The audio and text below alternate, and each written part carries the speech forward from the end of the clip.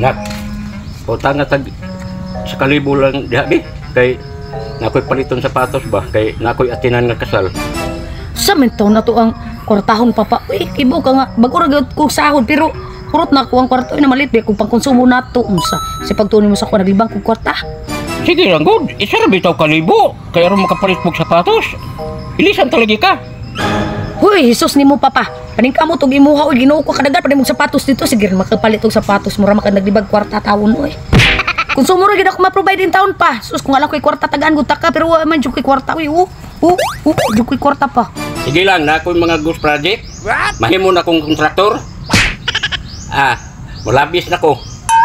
Di na mo pahulam na ko. Ita kong katagaan ko at nag-anaka ka. Nagdako lang imong kaon. Nung saan may mahananin, kontraktor naman daw siya.